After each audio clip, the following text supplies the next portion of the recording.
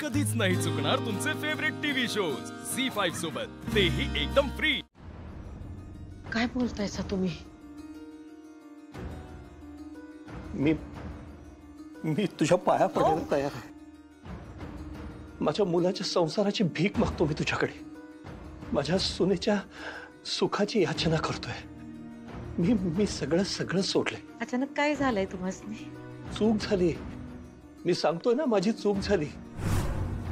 माझी चूक जर मी आधीच सुधारली असती ना, तर आज परिस्थिती वेगळी असती। आज आपलं घर वेगळं असतं। माझा आधिपती कदाचित शिकलेला असता। अक्षरा या घरात असते, दोघं सुखाने एकत्र नांदत असते। पण माझं सगळं चुकत गेलंय। मी मनात अडी धरली तुझ्या विरुद्ध, हट्टानं तुझ्याशी भांडत राहिलो, तुझा तिरस्कार करत राहिलो। माझं सगळं चुकत गेलंय। मी जबाबदार आहे सगळ्याला। सगळं माझं चुकत गेलंय आणि माझ्यामुळे माझ्या मुलाच्या आयुष्याचं वाटोळ झालं। तो मला दुरावला, शिक्षणाला पारखा झाला। माझ्यामुळे सगळं घडलंय। मी एकटा जबाबदार आहे त्याला। मी तुला दोष देत नाही। सगळी चूक माझी आहे, माझी एकट्याची। मी ना त्याला हाताळू शकलो, ना तुला, ना परिस्थितीला हाताळू शकलो। आणि या सगळ्याची खूप मोठी किंमत मोजत आलोय मी, अजूनही मोजतोय। पण आता सगळं सहन करण्याच्या पलीकडे गेलंय। आता नाही भुवनेश्वरी, मी खरंच तुझ्या समोर हात जोडतो। तू जिंकलीस, मी हारलो, हे फायनल। तुला जे हवं ते घे। तुला लग्न हवंय, लग्न घे। तुला माझ्या बायकोचं स्थान हवंय, ते घे। तुला समाजात मान हवंय, तो घे। सत्ता संपत्ती सगळं आहेच तुझ्याकडे। या सगळ्याच्या बदल्यात मला फक्त एक गोष्ट दे। मी सगळा मान सन्मान तुझ्या समोर ठेवून एकच गोष्ट तुला मागतोय। या सगळ्याच्या बदल्यात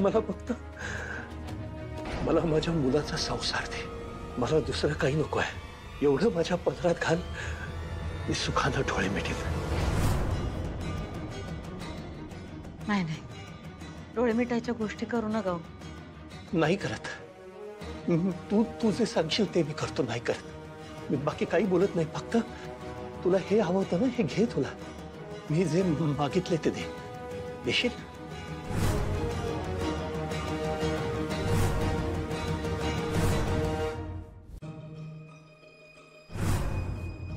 काय झालं? तू गप्प कायस? आयुष्यभर आम्ही या क्षणाची वाट बघत होतो। या घरात आलो तेव्हापासून आमचं एकच स्वप्न होतं, तुम्ही आम्हाला लग्नाची मागणी घालावी, आम्हाला या घरची राणी करावी। आमचं हे स्वप्न आमचा हट्ट झाला। नंतर यो हट्ट सूड झाला। कसं काय बदललं सगळं काय कळलंच नाही हो। पण आमचं स्वप्न कायम होतं। ते स्वप्न आम्ही मनातल्या मनात घोळवत राहायचो, कल्पना करायचो। तुम्ही आमच्या मोर गुडघं टेकाल, नाक घासाल आणि भीक मागाल, भुवनेश्वरी माझ्याशी लग्न कर।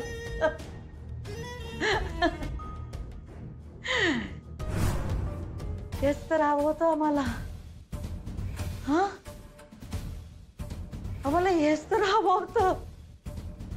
मग जे तुला हवं होतं ते झालं ना।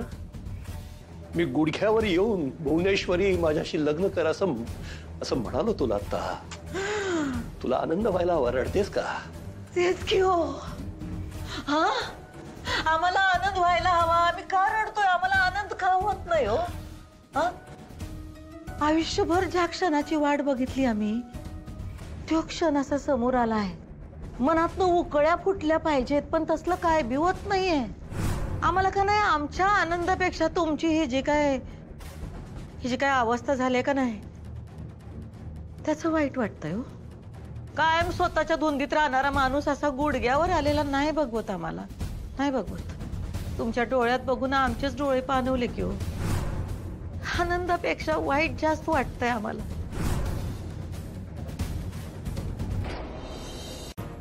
मला तू आजपर्यंत कधी कळली नाहीस आणि कदाचित इथून पुढच्या 7 जन्मात सुद्धा कळणार नाहीस. आता जे तुला हवं होतं इतकी वर्ष ते झालंय. तुझ्या समोर गुडघ्यावर आलो मी आणि तुला आता माझ्या डोळ्यातल्या पाण्याचं पडले. या सगळ्याला काय लॉजिक आहे? लॉजिक? प्रेमात कुठं लॉजिक असतंय का हो? हा, लॉजिक लावलं असतं तर तरुणपणीच तुमच्या घरातून बाहेर पडलो असतो, केलं असतं लग्न, थाटला असता संसार, झाली असती लेकरं बाळ.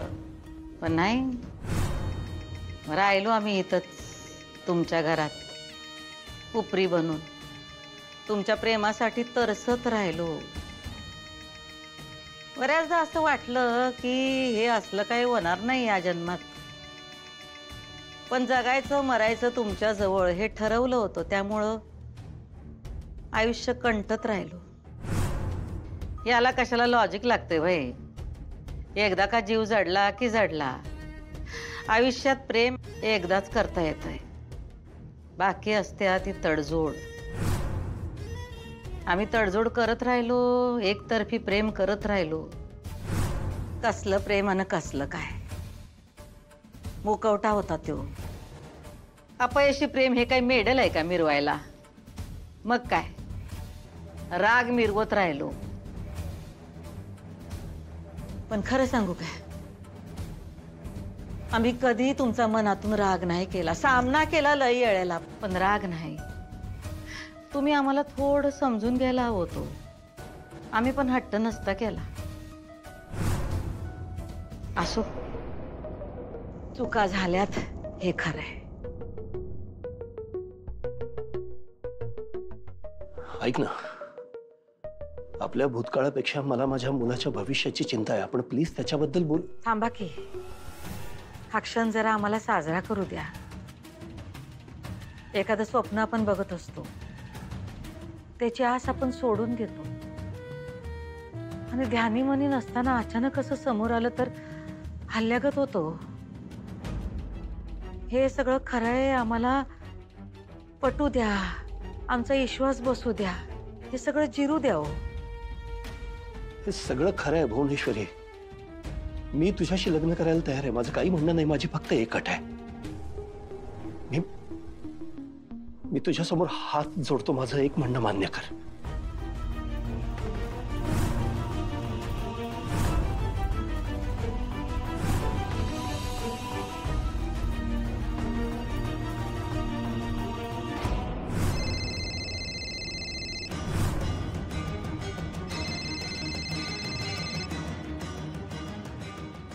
का नाहीये?